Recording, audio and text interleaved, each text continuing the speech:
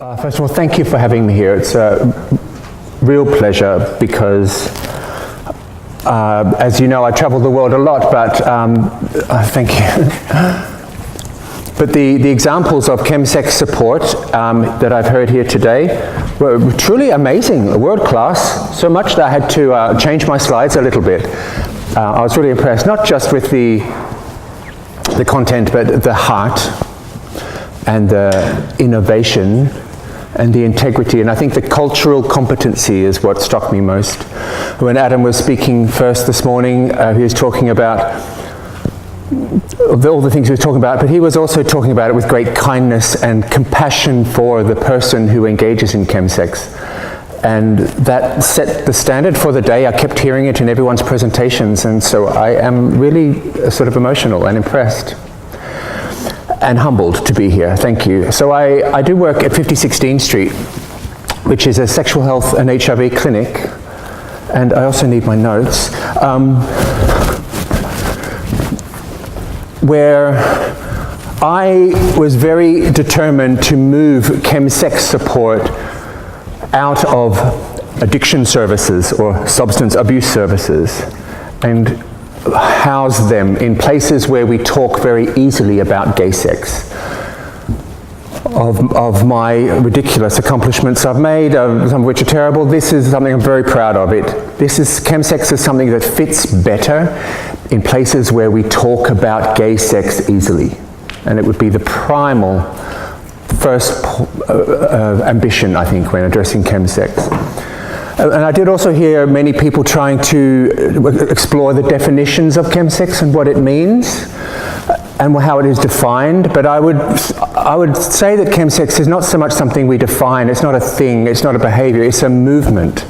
It's a movement that describes something that's happening within gay communities around the world, regardless of how we define it. There is something happening that's new and different within gay communities pretty much around the world, as Adam showed us this morning. That's very upsetting. In my city, a gay man dies every month while using chems specifically in the pursuit of sex and connection. I'll just repeat that. While looking for love and sex and connection, they die. One a month. In fact, we had 4 in the last 4 weeks, which was in our clinic, which is unusually high and upsetting for us, of course. But chemsex is a movement which is encompassing that and responding to that. So in the theme of,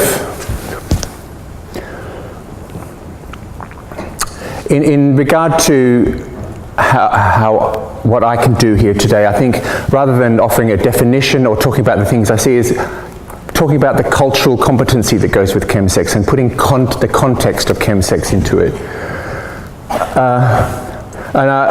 Different drugs work differently on different people, and we use different drugs for different reasons.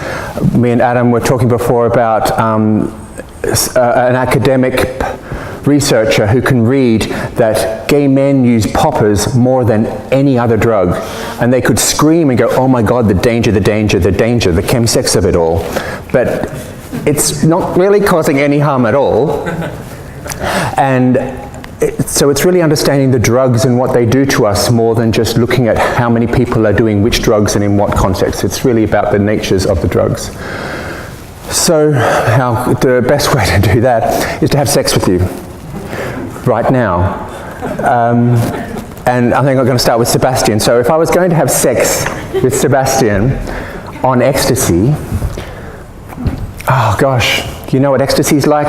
His skin would feel amazing under my fingertips. I could spend an hour or 3 telling him what it feels like. We would kiss a lot, and I would feel very comfortable, be very connected. We'd look at each other a lot, and there might be other people in the room or things going on, but it would be very easy to empathize with what's going on. I would tell him my whole life story. I'm going to tell you in the next hour as well. But I will tell you, and you will be interested, and I'll be interested in yours. And the sex will be so connected and kind, and I might even have the confidence to tell you about my HIV status easily, because that's what the drug does to me. And you, who might, in another world, have some fears about it, not on this drug, not in this situation, And that's not chemsex. That's kind of a really nice hookup on a rather lovely drug.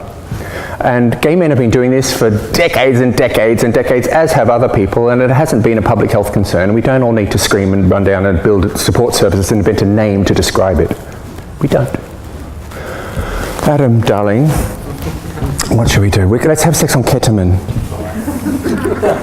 We'll do it off a bit of a key, okay? So I'm going to give you a bump, give you a bump.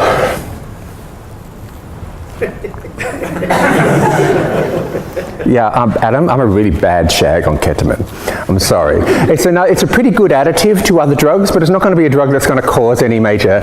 It's not going to keep me awake for 3 days. It's not going to really disinhibit me in a way that's going to cause me to do more extreme harm and pursue more risks than other drugs would. But it's there.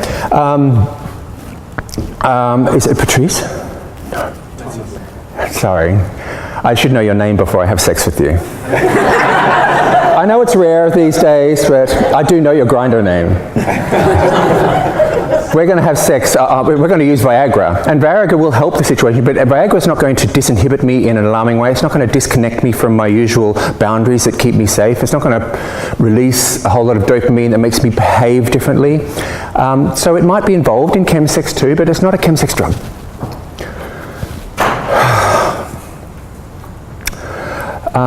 What's your name? You and me, we're going to have sex on... it's crystal meth, I don't need to know his name. We're going to have sex on crystal meth. And this is different. So no other drug on the planet releases as much dopamine as this drug. It's no other activity that a human being can do can release this much dopamine. And it's like boom, boom, boom, boom, boom. And that looks good and this feels good and I want to connect the two together, and my gosh, it's 3 hours past while I've been doing this because I was watching the porn. Did you see that guy? No, sorry, did I forget to pay attention to you for a while because the porn was so good? The porn is getting really boring now though. Can you change the porn for something more, something that stimulates me more? I need more extreme stuff because I'm racing and I need more satisfaction, I need more stimulation than this can provide, so get someone else around because we need more drugs. That is what it is. We need more drugs. So get someone else from Grindr around and he will bring something new, and can you change the porn again? We need something more extreme. It's been 20 hours now. And another guy did come around and it changed the dynamic between you and me a little bit. I apologize, but I'll apologize later because I'm so busy with this person right now, and you might have got bored and gone to a neighbor's place and I do apologize now that I didn't ask your whole life story. I wasn't interested. And I don't know what your skin felt like under my fingertips. And I didn't reveal anything vulnerable and personal to me that I felt safe to do. It was something else. And these 3 drugs from my part of the world, crystal methamphetamine, methadone, cathinones, and GHB, are a cocktail of drugs that came very dramatically and overnight to my community. My community had been using cocaine and ecstasy and MDMA, and they'd been dancing with their shirts off, and as Adam said, they've been doing it in larger numbers. Like gay men use 10 times more drugs than their heterosexual counterparts, according to some studies, and have been for decades. But in the 80s and the 90s and the early 2000s, we saw lots of people having sex on ecstasy and on ketamine and on cocaine, and we didn't see a whole lot of gay men rushing to accident and emergency services saying, help me, I'm having withdrawal symptoms from my ecstasy. Or we didn't see gay men rushing to accident and emergency services with overdoses from their cocaine. We didn't see gay men rushing to addiction services saying, I need more needles for my MDMA. And we didn't see a particular rise in HIV or STIs that was particularly attributable to those drugs. Obviously, when gay men get together, you know, there's always a bit more STIs around. But we didn't see a particular rise, but there were kind of 3 things that happened really dramatically in a short space of time to a particular population. It was the apps, Grindr and Gaydar and all these apps were a dramatic sexual technological revolution for the gay community. Phenomenal uptake, changed our sex lives immediately, and they were also a delivery platform for new drugs. usually when you study drug epidemiology, it's about geography. You know, if my little sister is going to come to Montreal, and if I'm going to worry about how does she develop a drug problem, she gets off the plane and she gets a job, finds somewhere to live, she develops a real network of friends, maybe a month later someone in her group of friends offers her a drug that would be typical for her demographic. And a month later she might be offered it again a month later, this time with an introduction to the dealer. And so in a city like Montreal, the time between getting off the plane to developing a drug problem for my sister could be a very short amount of time, just a few months. If my little gay brother is going to come to Montreal, he's going to get off the plane, he's going to be on Grindr before he hits the tarmac. And he's going to be offered these two drugs, crystal meth and G, probably the same day, in the most inviting environment that will help him overcome the fact that he's new in the city, in a sexy environment that's attractive, and he might not even have to pay for them. And he'll really like them. And that's an ingredient of chemsex. These are some of the things that are behind the movement, not the definition, but this movement that's concerning gay men, that's alarming a lot of us and killing a gay man a month in London. I want to tell you another story. This might be my little brother in Montreal. I'm talking about, do we call them bathhouses or saunas here? Sauna, okay. You knew that too quickly. But I don't know, what? So there's a boy in a sauna and he's spending 2 or 3 days in a sauna. And in the first couple of hours, he has a nice time. It's nice to be naked. He's a bit nervous, but there's some drugs happening that helps him with the nervousness. He gets rejected by a few people. There's a few sauna cubicle doors that are slammed in his face, but he's robust. He can handle this. He does find himself inside a cubicle with a guy. They don't really connect sexually. They stay there for 2 hours and they talk naked, but without any sex. But it's quite a phenomenal, intimate thing to talk to this stranger that he might never see again in this environment. And it's a phenomenally intense and beautiful experience for him, very rare. But that does pass because, you know, saunas and drugs and hours and time and attention and dopamine. And he finds himself wandering around again, and he has some clumsy sex with some people and good sex. There's some popular people that arrive. Really popular gays, all fit and good, and they're really high, and they slam the door in his face also. But doesn't matter. In another cubicle, he sort of comes to after being a little bit too high on G and realizes that someone's having sex with him, and he can't remember how he got into this or who that person is. But you know, that's, I don't know what word he wants to apply to that, but that's a little too much to process in this kind of environment. So he moves on, and a little later on, someone nicks his drugs, which is really annoying for him, but you know, this kind of things happen in a sauna. A little later on, he nicks someone else's drugs, because you know. And then a little bit later on, he realizes the guy he's having sex with is rolling his eyes a little bit, and he wonders, oh, are you too high to be consenting? But he stops, and he can't really process all of that in this environment either. It's now like 18 hours have passed, and he finds himself on the inside of the popular guy's sauna cubicle. And that's a great achievement. He feels good. Of course, they're using some language he doesn't like. It might be racial or body shaming, or they're a little aggressive and a bit unkind, but these are words that are normal on Grindr, if not elsewhere, so he allows it to happen, and it's better to be on this side of the door than the other side of the door anyway. And that's his day, and on Wednesday, he meets his friends for coffee, and they say, "How was your weekend?" He goes, "Oh my God, amazing." And it might be, there were amazing parts in it. There was also some traumatic parts of it that I would like him to be aware of. I'd like him to answer that question differently, like it was complex. Like there were things that I deserved to be treated better than. There were things I didn't have education around. There were moments of great intensity and intimacy and bliss and kindness. But his version of, he can just interpret it as great. What he's describing is a sexually disinhibited environment where he was free to be that. Free to be gay and naked and sexy, and with other sexy guys, and accepted within that community. And it felt great. And they say, "How was your weekend?" He goes, "Great." I meet a lot of these guys. And one of the questions I might ask them in a one-to-one situation is, when did you last have sober sex? And a lot of them go, you know, recently, not long ago. And I go, oh good, I'm glad. Tell me about it. You know, what's your memory of it? What's your experience of it? And they go, I don't know, you know, I can do it. I'm not an addict or anything, and I wasn't calling them an addict anyway. But I might ask them if they can lie back and just get a blowjob.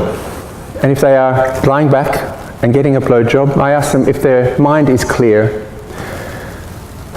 if they are lying there feeling entitled to this experience, uncluttered, just being able to allow the sensation of a wet mouth on his penis to be there and enjoy this.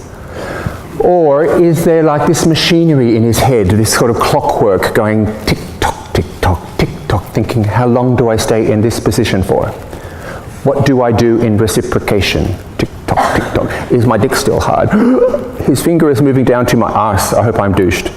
Tick-tock, thinking. Can he see how ugly I really am, or does he think this because he's so much better than me? Is my dick still hard? What do I do after this? Who will be top? Who will be bottom? And if everything goes okay, it often does, if everything goes okay, and they're lying with each other after sex, and everything went okay, 2 erections maintained and 2 orgasms happened within, you know, reasonable time difference from each other, something else you have to tick-tock figure out, and if everything went okay, he sits in front of me and goes, yeah, I had good sex. And again, I'm like, no, that's not good sex. I want to clap. You know, well done. That's an amazing performance. Brilliant.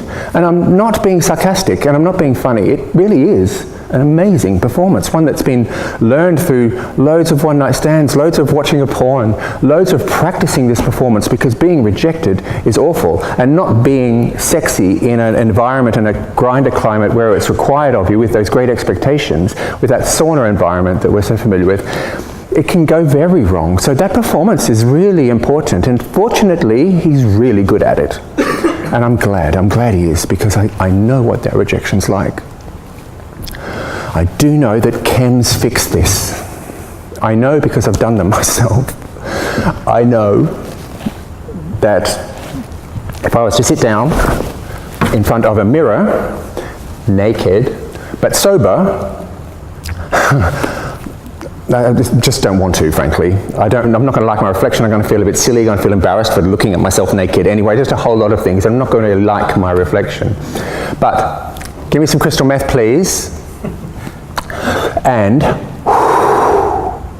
yeah, I like my reflection. It's sexy. I might get naked. I might try some costumes on. I might try different positions, you know. And I like my reflection. I'm sexy. And my question for you, and I might make you answer, is crystal meth so good that it tricks my eyes and makes me see something completely unreal that isn't there? Because I have heard of the hallucinations and things that people have. Is crystal meth that good? Wow. Or is it perhaps that crystal meth is such a great disinhibitor that I've been comparing my own body to others so awfully for so many years? I've had rejections and criticisms from my lovers that hurt in saunas and elsewhere. I've hated my body and compared it to magazine covers for so many years that it's really hard for me to see and like my own reflection, because I am beautiful and sexy, as is all of my gay brothers, as are all of you, but it's just really hard to see it. But crystal meth does that, and wow, is it attractive? Maybe that's the reason I like my crystal. These are powerful drugs. Now, ecstasy doesn't do that for me. A lot of the guys talk about, we talked about this morning too, so people say it's the best sex I've ever had. All the time. It's like the most common sentence. I wouldn't make them do this, but if I made them watch a video of them having sex on crystal meth, oh my God. It's clumsy and awkward and weird and faffy and stupid and ugly and all over the place. And when I say faffy, that's an English word where you're trying to do 100 million things at once and losing attention. And it's not that they remember a great sexual experience. What they're really describing is feeling sexy and disinhibited in a sexy environment and included amongst sexy gay men, which is really important to gay men. And it's not so much the great sex that they say they're enjoying, it's just this feeling of sexual disinhibition, which is overwhelming. It's beautiful. It's about inclusion. And it kind of answers a whole lot of questions. Things like people feel like that sexiness is a currency, that everything will be okay if I'm sexy. They learned this at 16. Everything will be okay if I'm sexy, I'll be on the dance floor with the right people. If I'm sexy, I won't be alone in the nightclub. If I'm sexy, I won't walk stupidly alone into the bar. If I'm sexy, I'll be okay. If I'm sexy, the clothes will look right on me. If I'm sexy, I'll find the right boyfriend and the right group of friends. If I'm sexy, everything will be okay. And if I'm sexy, I will be loved and everything will be okay. And often they wind themselves up at 50 16th Street 10 years later with an HIV diagnosis and a chem problem, wondering, I think I had it wrong with that sexiness thing, and kind of looking for something else. And so chemsex is a word that I came up with a group of friends in about 2001 in a sauna. Before we had Grindr, I think Gaydar was just around. We were using crystal meth, which is really, really rare in the city. It was coming from air stewards, cabin crew. There was a small number of us that were doing it in London. And we had to have sex with each other because we didn't want to have sex with people who weren't on crystal meth. There wasn't enough of it to share. We didn't like each other very much, but we had sex with each other because that was the network and how it worked. And we called ourselves Chemsex Club. And we were connected whether we liked each other or not. And as things changed and as Grindr was developed and Gator got bigger and drugs were more adopted on those apps and became more widespread, we kind of disbanded a little bit. But chemsex was something. We sometimes find ourselves masturbating alone after a great sauna experience for 23 hours, then home alone masturbating for another 4, and feeling devastated on Tuesday, and looking for help in a heroin service with all this shame about what I did and feeling really freaky. Why do I masturbate for 3 days? It doesn't make any sense at all. It makes complete sense on the high, but I miss days at school and there's something really wrong with me, you know. I'm so ashamed, and I'm such a freak. And the things I was masturbating to, I can't get why I'm into those things. And then going for help in a heroin service and they don't get it. And trying to find these labels that applied to me and they didn't. And going to the gay men's health service where they could talk about ecstasy and dancing and developing problems with cocaine. I'm like, I'm not going to tell you my problem, it's different. And so chemsex became a very important word because it made us identify with a behavior that seemed unique to our culture, to our sex. We needed to know that we weren't alone, that other people did it, that it had a name. We needed our services and our health services to adopt this movement, this name, so that we could get the help that we needed. Other people found that it was contributing to sort of HIV risks, and other people, services, and other people found that it was there was increases in ejecting. But what we, the community, knew that we weren't freaks. This wasn't a heroin use epidemic that was associated with all the things that heroin use epidemics are. This wasn't an African American crack cocaine epidemic that was associated with all those motivations and reasons and cultural factors. This wasn't the opium epidemic of the early 1900s in San Francisco. This was chemsex, and it was different. This wasn't a dancing ecstasy revolution phenomenon. This was chemsex, and it needed a name, and it needed support services, and it needed a definition, it needed a movement. And 18 years later, I've watched that word, chemsex, become popular and unpopular and stigmatized and unstigmatized and liked and disliked and moved and redefined and often defined and culturally appropriated to other things. I've seen, for an example, we were talking about this earlier, if you're marching down the street for the Me Too movement about gender equality and the inappropriate sexual treatment and advances that women get, and a cisgendered white heterosexual man pops up and says, yes, but this happens to us too, you go, fuck off, of course it does, but it's not about that. That's not what the Me Too movement is. If you're at a rally for Black Lives Matter, and a white person comes along and says, yes, but police kill white children too. You go, yes, of course they do, but fuck off. This is not about that. This is a movement. Chemsex is a movement. That's something that's culturally and painfully impacting my community all around the world. And that, if you want to define it, work from that place. Because we are dying in large numbers. Too close after an AIDS epidemic for my liking, but I wouldn't like it anyway. And so I have devoted my life to helping everyone, not just my own brothers, not just my community, but you, to develop responses. And what I want to do with the next half hour, because I've wasted half of my hour getting all emotional like that, is talk about online interventions and how we can transfer this online. Because this morning I did hear all of you speak again with such compassion, really does move me, about this, and with the innovation of the cultural competencies, especially what I heard in the last two presentations, beautiful cultural competency in really understanding the culture and wanting to respond appropriately. So I was getting many requests from people around the world where there was no chemsex support, where there was maybe a heroin addiction service where they'd hung a little chemsex label on because they did a training for 2 hours on it, but it wasn't attracting my younger gay brother that went to that city. He knew that it was just a sign hanging on a door after 1 hour's training, and he's looking for the cultural competency. But there are places in the world where that doesn't exist. And so in response, I found myself writing email interactions, dialogues with too many people that I can handle, offering behavior change support, chemsex specific. And it turned into an online module that I would like to show you now, if I may.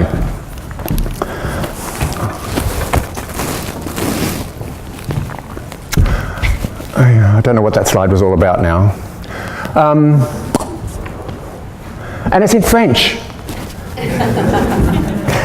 So imagine that my name is Doris, okay? I'm a 57-year-old heterosexual woman. I don't have any gay friends, and I live in the countryside with my husband. And I've never heard of chemsex. Maybe I read a newspaper article about it once. But somehow I work in healthcare, and I find myself sitting in front of a gay man who says, yes, I use drugs for sex. And she's like, oh my God, what do I do now? Because she Googles and she can't find any chemsex support in her city, and she wants it to be right. There are a lot of websites that host information about chemsex. There are a lot of websites that host pages of information about harm reduction, and they're amazing. And there are a lot of websites that host signposting of other services to get the right support from, and they are amazing too. But as we're here today to talk about online interventions, I think what we have to incorporate into them is that cultural competency, but mostly that behavior change element that we heard the two presentations earlier speaking especially about. Motivational interviewing, perhaps. So what Doris can do is, firstly, she would say to the boy sitting in front of her, look, I don't know anything about chemsex. I'm sorry, but I don't need to, perhaps. You are the expert. I'm not going to pretend that I know all about it. I might say everything wrong. I might put my foot in my mouth. I might say inappropriate things. So I just want to apologize in advance. I don't mean to. It's just that I'm unfamiliar with chemsex. But you are familiar, and we have this site that we can go through together. So with your expertise on chemsex and my clumsy expertise on the enter button, we will figure it out together. This site, it's just something that I did, to be honest, I did it when I got home one night after a few drinks. When I started it, because I'd been told at work that it was very expensive to create this. And I went home drunk saying, no, it's not, I'll do it myself. And I did. So it's a bit clumsy in one sense, but it's not, one of the first pages says that this is not something where I'm collecting information from you. I want people who use it to feel free to click boxes, knowing that it's not data that's being collected. I don't want them free to click any box knowing that information is not going anywhere. It's completely anonymous, just an activist's tool for his community. And it's based on the premise, of course, that we can talk a lot about, we are clinicians, many of us in the room, and we have an instinct, particularly in medicine, I guess, to put people's problems in boxes, to name it, to do assessments which define what is problematic and what is not. And we need to do that to help somebody, but it can be it can remove agency from the person that is trying to do this. It can drug use is associated with fear and ambivalence, and Adam spoke really beautifully about this morning too. A person who is using ecstasy, like if my work colleague is doing 5 ecstasy every Sunday and he's never showing up to work on Monday and I have to do all his work, I think he's got a problem. But ask him, he doesn't have a problem. He doesn't care about his job. Someone else is doing it for him and he has a great Sunday, so he has no problem. That would just be my problem. So it's unfair for me to label other people's problems. It just starts with an announcement about that. So we're summarizing. Doris is here with her young man and it offers 4 choices.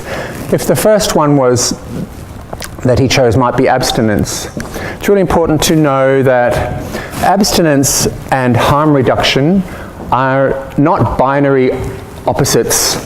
They're not binary concepts. People who choose to never do drugs again, it's an entitled choice that they have the right to choose. They might slip up as they learn the skills to be abstinent, and when they do lapse on drugs, they need harm reduction information. Many people who are accessing harm reduction information are going through a journey of how drugs fit into their life or not. Abstinence is a choice that some people might take, but I hear at a lot of conferences just people going to war with each other, like harm reduction versus abstinence, as if they are 2 polar opposite concepts, and they're not. They're beautifully integrated, and it's all about the person's choice. However, no one ever chooses this one on my site, I can tell you that. It's quite a change of life. It can be about learning a whole lot of skills about ambivalence and denial, relapse prevention. It might mean changing the friends you with. It might mean having particular conversations with your friends that are difficult to have about the changes you're making, how you spend your weekends, learning psychosexually how to be or have authentic sex with a person when all you know is how to do a grinder performance shag. So it's quite a change of life, and it's quite a commitment. This page, which goes on a little longer than this, to be honest, eventually sort of suggests it might be more helpful to take it in smaller breaks. Just kind of a warning that it's a very big thing. For me as a worker, I like to help someone achieve goals. And better if they are small, achievable goals. If somebody chooses this goal that I am trying to support, the only way I can be successful with them is to be with them on their deathbed after 50 years, and then if they didn't do drugs, I can say, yay, we achieved our goal. That's just a bit... a drugs worker's job is to help a person achieve small goals. But it's there. Harm reduction information is very important, particularly in regard to chemsex. So Doris might find that the young guy still wants to use, isn't ready or wanting to make any changes, but he needs some harm reduction information, not just harm reduction on how to use the drugs more safely, but harm reduction around gay sex specifically, harm reduction on playing online and being present and communicating within online environments, and within chemsex environments too. There's so many things that can go on. For instance, if I'm going to douche and I'm going to go to your house and take the shower head off the hose and put the hose up my bum to douche,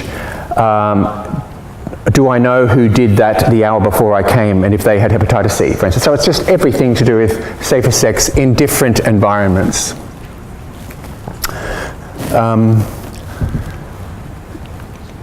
What many people say when they're given these 4 limited choices is, I'm here, but I don't know what I want to do.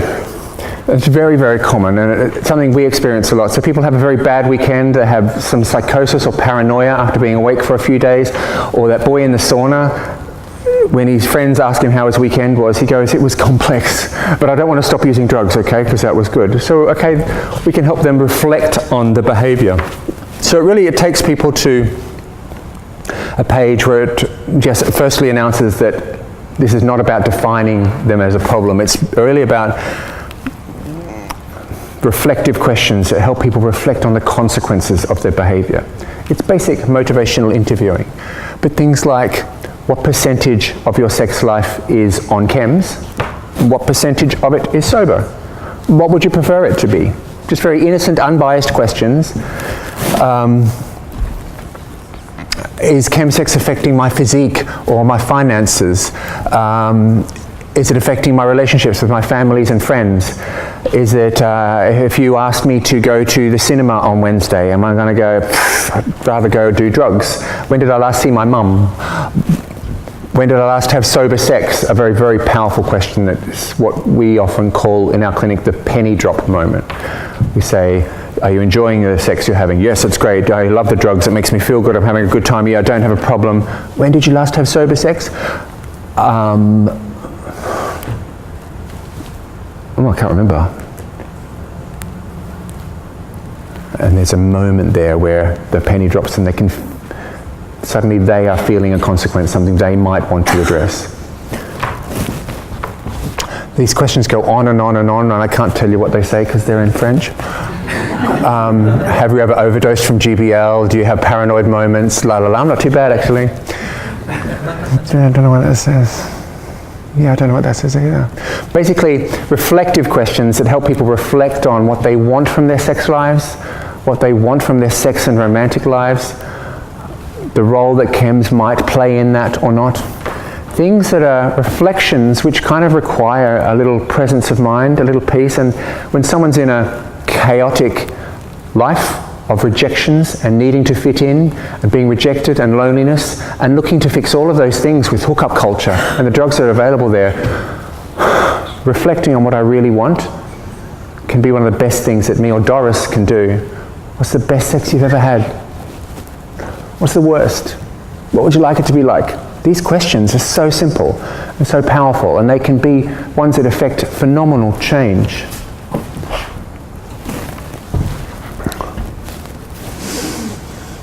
What does that say?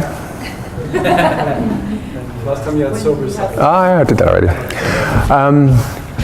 So these are reflective questions that Doris might say to the person. So I hope that was helpful. You can think about them for a year or a week or for 100 years. I'll send you the link to your house and you can play it again and tick the boxes when it suits you, when you're having the right moment to be reflective. Because today might not be the right moment. But the most effective way that we can help somebody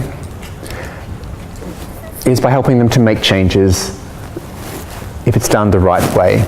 So Doris, again, who doesn't have any training on this, rather than just sending him to a heroin service or sending him to some other place which isn't right, can actually sit down and ask him to choose a period of time that he would like to take a break for. He might choose 3 months. The next page will say, how confident are you can achieve that? And since he's using every week, he's probably not going to be very confident at all. So he might click something like 3 out of 10. The next page will say, we'd rather you chose something to be successful at. Like, I don't want you to come back here after 3 months a failure. I want you to come back in 7 days feeling a success. A drugs worker can do amazing things to someone who feels very successful. An example of that is, I told you about my sister. I've got 2 sisters. One of them is here and she's choosing to eat a piece of chocolate cake, and she's wondering, oh, I really want to eat this chocolate cake. And there's many decision-making processes happening in her brain about this. One of them is she's getting married in a month and she really wants to fit into her wedding dress and get the bikini body for the honeymoon. It's very important to her. She's highly motivated to not eat the cake because of the wedding. She's been married 4 times before, by the way. Oh, and every time she got married, she fitted into her wedding dress and she had the perfect beach honeymoon. She's very good, my sister. So she might be very motivated to not eat the cake. These are many of the decision-making processes happening in her head. My other sister has a piece of cheesecake and she loves cheesecake and she really wants to eat it too. She's also very motivated because she's getting married in a month also.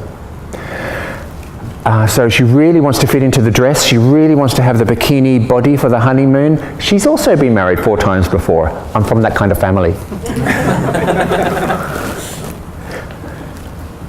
But every time she got married, she had to have the seamstress let the dress out a bit, and she changed her honeymoon so it wasn't on the beach because she had trouble achieving her goal. And so she's looking at the cake with a history of failures, very motivated, but just without the sense of accomplishment that is one of the many ingredients to achieve the motivation and to achieve a goal. And so she'd probably eat the chocolate cake. So the questions here is inviting someone to have a small, successful goal, 7 days, yes, you can do that. If 7 days is too hard, try 2 days. It really doesn't matter. If 2 days is too hard, just, my gosh, go away and don't do drugs for 3 hours and come and see me in 3 hours. Maybe be successful that way. Whatever it takes to have a successful achievement under your belt. This is how we motivate people and move them forward. And this online intervention really helps them achieve the right kind of goals the right way. So he has chosen 7 days. The next question is they ask him again. Now he's 7 days, how confident are you? He's probably going to be more confident because 7 days is easier. Next question is, how important is it to him to do it? This is a powerful question. It doesn't look it, but it's a powerful question. If it's not important to him, like maybe 3, then the next page says, well, go home.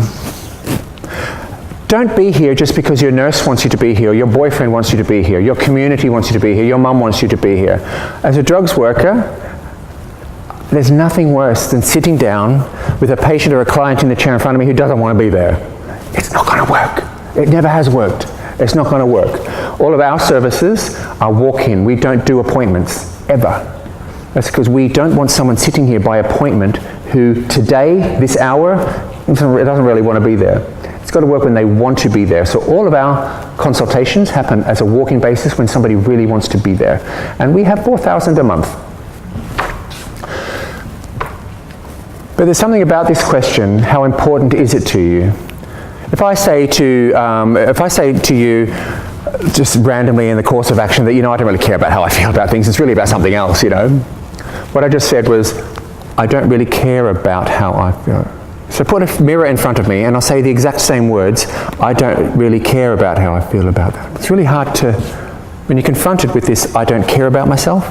We can say it so easily in the common discourse. We might even say it to each other all the time. I don't care about my weight, I'll eat the cake. I don't care about my goals. It really hurts. So this question works that way. It helps somebody see it's not important to me. Oh wow. I don't care about myself enough to make these changes. So it's not a trick question. It's just a question that helps people be more reflective about the choices they're making. And it's powerful. And you feel it in the room. You let them take their time to do this. If they can be sent back to that reflective page, those questions that help people reflect on behavior and choices if they're not ready to go further. But quite often, if they're there, and with that question to help them reflect, they're quite confident. And that's the earth moves a little bit when they click that button. Really, you feel the earth shift on its axis when they click that button. So now we can do something good. So now the next page is going to help them take action. So the first thing they need to learn is basically these 2 things. And we heard my colleagues talking about this earlier today. They're the basics of motivational interviewing and drugs work. First of all, Doris here with a patient. So he's a goal for 7 days. He thinks that those 7 days are going to be hard. Every minute of every day is going to be like hell. But actually no, because do you have cravings for drugs on Tuesday morning on the way to work? No? Oh, okay, that's good. So do you have cravings for drugs on Thursday afternoon when you're having lunch with your work colleagues? No? Oh, okay. Do you have cravings for drugs on a Friday night when you're, oh, I see. Okay, so he's going to tick box the moments in the coming days where he's most vulnerable so he can put something in place. Keep busy, have a friend around, but just be conscious that it's going to come. That moment will come. He's ready. He knew it was going to come. Yeah. So he can tick all the ones that might be appropriate for him.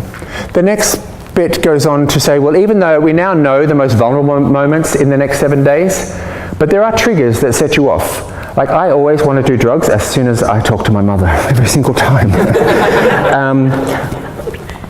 When my boyfriend cheats on me, when I have an argument with that person, when I'm horny, when I'm on Facebook, and all the gay men in the world don't have my problems. They can take their shirts off really easy in a club and go clubbing and have a good time, and life's so easy for them, and I hate them. I have some internalized anger about how easy it is for them when it's hard for me, and I just want to do drugs. And I might see that on Facebook. And so it goes on and on for many more tick boxes, but this helps Doris to support the person to choose the things that are going to trigger him again, so he's ready and prepared for when they happen. There's also some questions about the roles that non-chems might play, like if you have, some people have complete control. No, I don't want to do chems, thank you. I'm going to stay off Grindr today, unless I've had 8 drinks and I'm on the train going home, and I'm a bit bored, so I put my Grindr on, and before I know it, I'm at a chemsex party. So it just helps people learn the gateway things to a chemsex moment happening. No matter how prepared we are with the coming 7 days, and no matter how prepared we are knowing our triggers, cravings are going to happen. They just are. And a craving is as simple as this. Today, I'm standing here and there is, I might be aware of my hunger. So a message goes from my stomach to my brain that I am hungry, and I act on that. I will prepare a meal. Just for some weird reason, while I prepare the meal, I'm also doing a mathematics equation, like 2 times 2 equals 4, and 4 times 4 equals stuff like that. We're using my cognitive function to do that. Now suddenly, I become aware of a snake in the grass. It's crawling away from me. I'm not in any danger at all, but it changes my body. So I start releasing cortisol. This is millions of years of evolution causing a fight or flight response in my body. All the blood that was doing normal functions around here rushes to my arms and legs to run or fight from the snake. And I release cortisol and dopamine and all those neurochemicals that the drugs release. And I'm in another state. So suddenly I'm completely unaware of my hunger. I completely forgot about, and this mathematics equation I'm trying to do of 2 times 2 equals 4 times what? You know, I can't do the cognitive function. I don't work that way when I'm in this state. So what a lot of our drug using guys realize is they're trying to make a decision. They made a decision with me on Tuesday to have a break for the weekend, but it's Saturday and they're having a craving. And there's a snake in the grass, and their body's different. So they're releasing cortisol. They don't know if they're hungry. They're in an anxious state, and they're trying to decide if they're going to do drugs or not. Trying to decide, think about, you know, the things about like tomorrow and what they care about, and they're going to end up doing drugs. They're just going to. Craving management is just about changing your body again. It's about knowing that's going to happen. Don't be frightened of your body having that reaction, and learning through trial and error. The same way you go to math class repeatedly to learn math, you don't learn it in one lesson. You learn skills with a drugs worker about how to manage this through practice and practice and practice. And this page has a whole lot of things that you can do to help make your cravings go away. And once the cravings go away, you can make that more intellectual decision about whether to do drugs or not. And you find you'll have a lot more control over your drug use and your cravings than you thought. So in just a matter of 15 minutes, Doris, who knows nothing about chemsex, she just went through a series of prompts on a site where she said, helped him to choose a goal for 7 days. He felt that he was confident to achieve it, like, wow. And he also said that it was like achievable. He felt like he chose it. He also said it was important for him to do it. Like, wow, the earth did shake. And then she helped him develop to be aware of the next 7 days, the vulnerable moments within the next 7 days, the triggers that are going to set up a craving, and tools to manage the craving. It's not a rocket science. It might not work, but he now has some skills to manage the next 7 days and make changes. And it might not work and it might work, and he might have to do this again and again and again and again. Our guys who come to our clinic, we go through this sometimes for 6 months, sometimes for just 3 weeks, sometimes for 10 years. Some people are good at grasping these skills and some are not, but we can't really expect anybody to manage complicated addictive behavior, compulsive behavior, self-harming behavior, drug use behavior. We can't expect anyone to achieve their goals if we're not helping them to achieve the skills. Sometimes we don't even have those skills to teach. If we're here to talk about how online interventions can support us in our work, then we can do better than just put harm reduction information on a page. We can do better than do signposting to the right place, because so many chemsex guys just get sent to the next place, sent to the next place. You can do this. You have this site, you have compassion. I felt it all day. I was looking, you know, I've come around and spoken to you, and I've looked in all of your faces, and I had that with an agenda. When I looked in your faces today, I was wondering if my little gay brother did come to Montreal. And I was looking in your face to see, do you have the kindness to help him? Just to say, is this the sex you want to be having? Are you having that 3-day sauna experience? What do you want it to be like? How do you deserve to be treated? What do you want your next sexual experience to be like? And I know, sorry to be drama, I know by looking in your faces today that I would trust any one of you with my brother. I really would. Because this isn't rocket science, this is kindness and a few tools on a site. So that's really all I came to deliver. I'm sorry I get so emotional at these things, but thank you.